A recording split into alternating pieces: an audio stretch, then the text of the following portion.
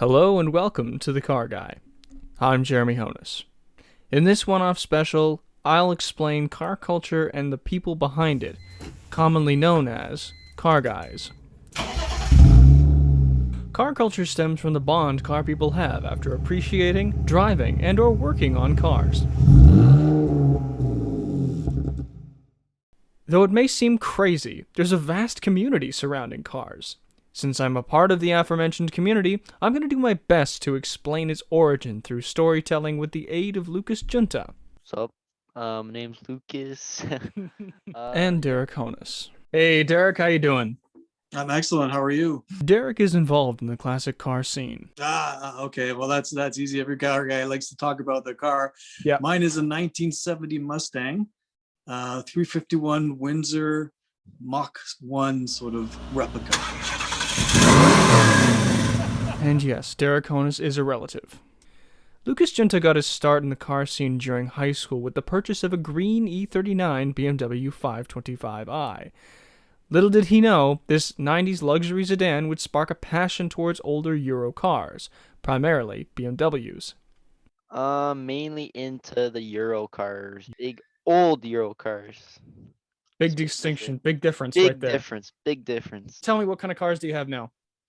I currently own a 2004 E46 330 Ci ZHP and a 1984 E30 325E.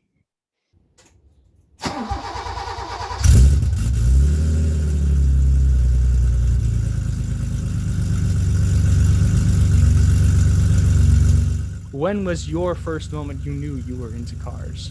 I think the first moment I knew I was into cars was when I bought my first set of 20-inch deep dish chrome 5-spoke wheels and slapped them on my first car. I was a 528i E39. It was because because I didn't have the money to lower my car, so I was Yeah. like, you know what, I'm gonna put some big rims on it. Maybe it'll look better. And when I was lowering it on the jack, just slowly watching it go down, sometimes I'm like, ooh, that's tough. Like I could do this. I could do this. At the time, I was like new to all this, so I didn't know about coilovers. I didn't know about lowering springs. Eventually, I put lowering springs on with the big rims, but awful. It was awful. It was your total like 90s rapper looking car. Big Oh. rims, sedan. I had the 212s in the rear with the subwoofer. Lucas eventually sold that car, but he still feels nostalgic about it. And so, my other question to you is, do you have sentimental attachments to your cars? Like at first I thought I didn't. Like my green car, I was so happy to get rid of him. Like just take this problematic car away from me. But now every time I see it like an E39, I'm like, shit, I really miss man. I want another one. I really want another one. And I want to get another one. So I think it was either yesterday or 2 days ago. I saw my Snapchat store like memories. 1 year ago from today was, or 2 days ago from 1 year ago from 2 days ago was when I sold it, and I have a video of the guy just doing a U-turn and just gunning off at it. Like, And anytime he works on his current cars, a small part of him remembers working on that green E39 from high school. He even says he'd buy another E39 to experience it all over again. So you built a bond with that car. yeah. I mean, Yeah. I learned everything I know about cars on that car. If you had the chance, would you buy that car back? I wouldn't buy that exact car back. No, Lucas would buy a BMW E39 M5. However, I was really curious to know how he got himself involved in the car community. So at first, it was just me going to my uncle's, like all his, cause he has a classic old classic BMW car group, and I just go to his, like see all those guys. It was mainly all older guys, like in their late 30s, 40s, right? I was always the youngest kid there. I was the only kid there with a BMW. And then actually one day I was like, because I used to go on late night cruises. I'd sneak out the house at like 11, get in my car and just fly around, right? And then I stumbled across like I seen one time. I'm like, yo, is that an M3 in the parking lot?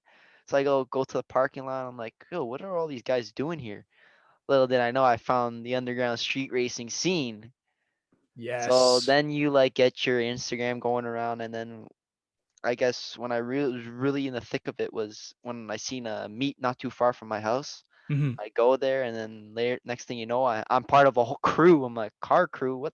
There's these like, what is this? Like, legit. Like the leader of the group was just like, oh, sick car, man. Like he like, because I legit, when I pulled in, I was the first car there. But little did I see behind me, M8, M6, all these like crazy cars. He's like, bro, you brought all And these. so it was at this point when I wanted to get a very different take on what it was like to be a car guy. More specifically, a time before I could even fathom car culture and car people. The late 80s and early 90s. All right, and how did you get your start with cars? My interest started actually with my older brother, Mm-hmm. and it started with his car.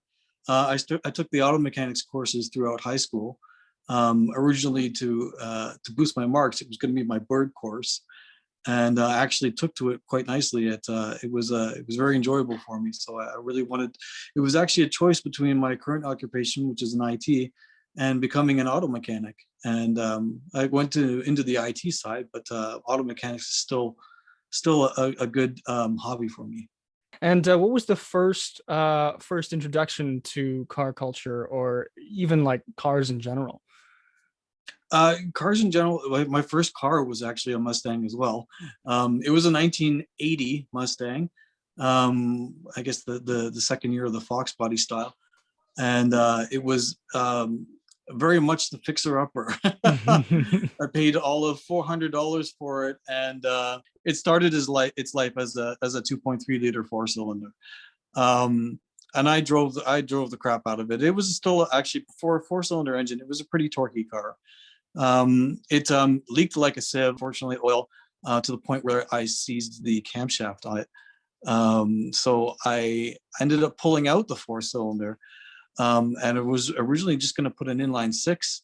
I pulled the inline six out of an old Mercury Zephyr at the time. Tried to fit it in, realized that the engine mounts were completely different.